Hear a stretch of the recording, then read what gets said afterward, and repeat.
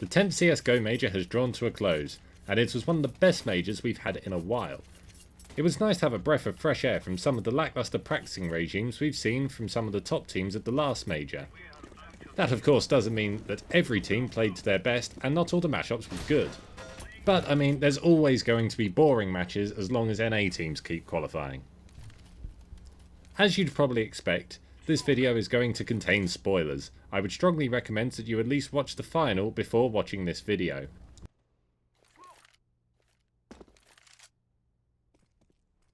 The format for the group stages at this major was more or less the same sort of thing that we've seen at other majors before now. Each match is a best of one between 16 teams. 8 legends, who made it to the playoffs in the previous majors, and 8 challengers, who are teams that successfully made it through the qualifiers. As always, the best of one format caused for a few upsets, but generally quite a few less than we're used to seeing at a major. The teams that made it to the playoffs were more or less what I think most people would have expected, with only a couple of exceptions in the form of Gambit and North. I feel like Envious, who played quite well in the group stages, and G2, who actually got carried a little bit by body, perhaps overall looked like stronger teams. But I doubt they were a great deal more likely to win than North or Gambit, particularly as Gambit put up one hell of a fight in the playoffs. But I digress. The playoffs were a standard best of 3 format, but with the losers being instantly eliminated. There was no lower bracket this time, a format that caused Na'Vi to get knocked out in the quarterfinals by Astralis. This resulted in Fnatic getting to the semis in their wake. Overall, this made for a bit of a boring semi-final as Na'Vi were looking much stronger overall this tournament and only lost one matchup. Unfortunately, this one matchup knocked them out. I think it seems really unfair that you can win every matchup apart from once you've made it to the finals. In fact, the absence of a lower bracket made the whole finals seem a bit rushed. The grand finals were a best of 3 format. I think it'd be a lot more fitting to have the grand finals as best of 5s. Why they're not still baffles me to this day. The problem with a best of 3 is that, while it does reduce the likelihood of a random upset, it still leaves a decider map that is possibly going to favour one team quite heavily. Any team that is a contender for a major title should have a deep map pool and should be more than capable of handling a best of 5. Ultimately, this is up to the event organisers, but I don't think there are many fans who would be opposed to the idea of more Counter-Strike.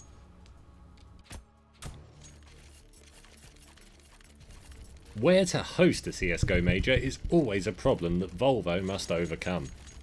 In the past, majors have generally been held somewhere central to Europe, as that's where most teams are from that compete in the major. This time, however, the major was held in Atlanta.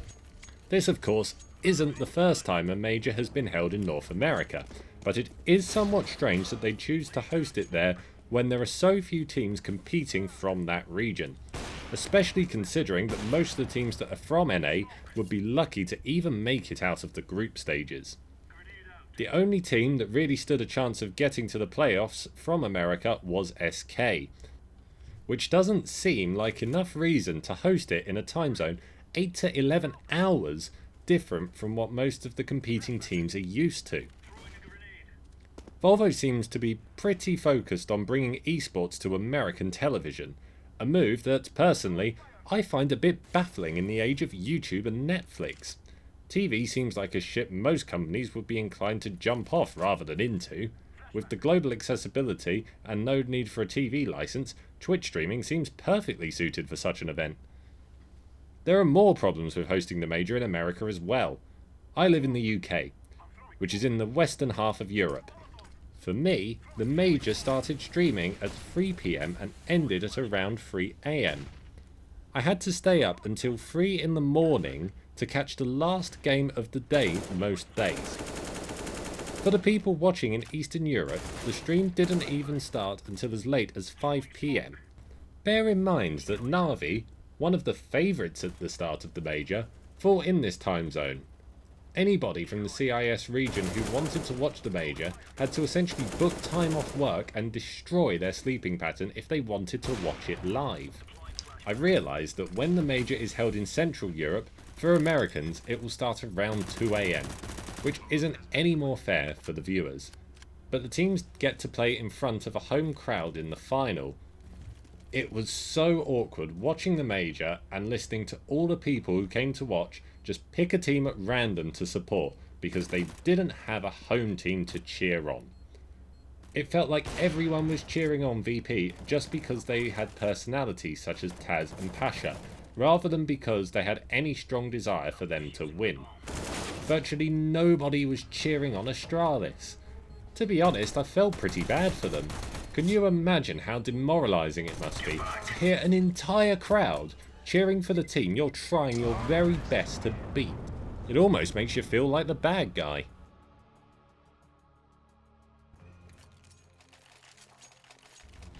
As is standard practice at CS Majors, there were 16 teams in attendance.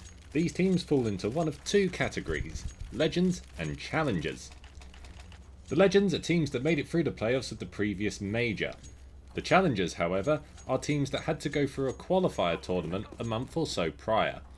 The Challengers were as follows: Team Envious, G2 Esports, FaZe Clan, Team Godsent, Team Hellraisers, Team Mousesports, North, formerly Dignitas, and finally Team Optic. Envious, G2 and FaZe are teams most people probably would have expected to have obtained legend status for this major. Post-major, both FaZe and North have obtained legend status for the next major. Just a little add-in bit here, they just announced the roster changes for G2 and I'll probably do another video on that soon, but they will not have legend status for the next major as they have changed more than 3 members of their active roster, and those members did not obtain legend status, so they will actually have to go through qualifiers again. Again, I'll do more about this in another video because it's kind of complicated. As for the legendary teams, we had Astralis, Flipside Tactics, Fnatic, Gambit Gaming, Natus Vincere, otherwise known as Navi, SK Gaming, and finally Team Liquid. Post-major, 2 of these teams have lost their legend status and will have to re-qualify for the next major. Those teams are Liquid and Flipside. We did see a very strong performance from Gambit at this major. While they're still not really a top team yet, the addition of Zeus has already shown to be a strong addition to the team tactically.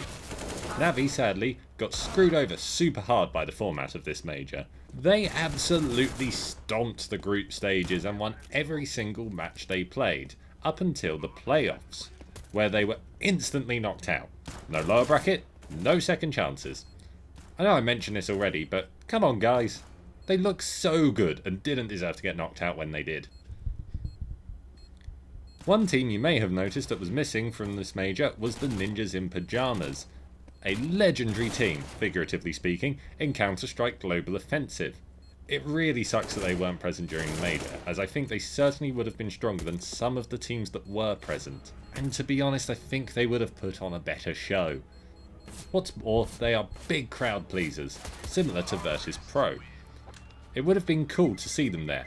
Hopefully they'll be able to qualify for the next major. SK had to play with a stand-in this major following the departure of FNX. That stand-in was former FaZe Clan player Fox. Fox is traditionally an AWP player and was standing in on a team that already had 2 very good AWPers in the form of Fallen and Coldzera. It was interesting to see how SK played around that. There was a bit of inconsistency with who was AWPing on which maps. Despite this though, SK put on a solid performance, and Fox actually had a really good showing as well. Hopefully he gets picked up by another team in the near future. Virtus Pro ended up putting on a hell of a show in the matches they played. In fact, Anders said this during the group stages. So you're thinking VP, huh?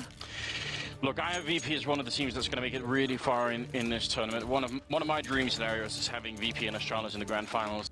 That's 10 smug points to the Danish man, if you please. That's right, Anders predicted the outcome of this major pretty much from the word go. The word CSGO, in fact. Sorry. We got a cool film from Valve about Neo at this major, which seemed to go down particularly well with fans, players, and casters alike. It's nice to see Valve spending a bit of money to give some of these old school players the recognition they really deserve. During the course of this major, there were many rumours mentioned by casters about impending roster swaps. Again, I've already mentioned that one has been announced, and I would have talked about it more in this video, but it's already taken me like a week to make this. So I'm going to do a separate video on that, and sorry. One such rumour was of an impending French shuffle, and possibly the reformation of the almost classic Fnatic lineup. That's the one with Dennis, not the one with Pronax, by the way. I'll almost certainly do a video about those, assuming they actually happen, so stick around for those if you're interested. Thank you all very much for watching. To finish off, here are a few of my favourite moments from the major. I didn't watch every match, so these clips are just from the ones that I did watch. Hopefully you guys enjoy. Attention to it either. This is unbelievable. Scream goes down as well. Snacks coming in with a kill now. RPK with a return here. It's a 4 versus 3. The bomb. Oh no! Denied shots! It's not happening. RPK gets a headshot behind, but that's one of the funniest things I've seen in a very long time. He closes the door on that grenade. And now Taz, he's got to be very worried. If those double doors open in front of him, he's only got the deagle, he's only got 31 health, and they're right outside. There, the door's open. They're not checking the corner right now. Defuse Taz once, he missed the shot, he's going to get one. Now he closes them again. It's the door flank, it's the headshot! And finally he goes down. They pick up the kit, and they have enough time for the defuse. What a ridiculous round. It seems for G2, like his level has definitely risen since he's joined the team. But it's not enough. You need the rest of the team to start waking up. And, well, Shoxy, again, he's going to open things up with that UMP. It's almost like just throw away the rifle, Shoxy. Although, as I say that, he obviously gets the great headshot versus Dupree. So, you know what? Just use everything, Shoxy. They have the bomb. G2 has actually just gone and taken the bomb. Well, that's unfortunate. You could say that. I think that would be an accurate description. They're going to go for a fight here. Device and Sip get a couple of kills in return, so now we're back into a 3-on-3 somehow. Shox is slowly discovering that if he wants anything done right on this team, he's going to have to do it himself, it seems. It's down to 22 health for him. And at the moment, 45 seconds on the clock here. Astralis shouldn't be able. I mean, once you lose 2 players, oh, he almost sees it. Molotov is out as well. They're going to try a bit more. Glaive gets a kill on Smith. Keeps playing. Glaive, can he get another one? He's up to 18 into the scoreline right now. Seems to be unstoppable. Finally, they're going to get a kill on Sip and a follow-up on Device. And there should be no way Glaive can save this. How do they lose control of this situation now? Shoxy's not even close anymore. He's backed off. The bomb is going to get picked up. Oh! RPK shot in the back. The timing is impeccable. 16 seconds left, and Glaive, he just has to hightail it, but Shoxy knows this. Obviously, he's hanging around on the site itself. Glaive is going to run right into the death trap here. Shoxy's ready to pounce. Smoke is down, bomb's being planted, Shox, but Glaive walks the other way, and he gets a shot! Oh no! A triple kill for Glaive. 23-3 is his ratio right now.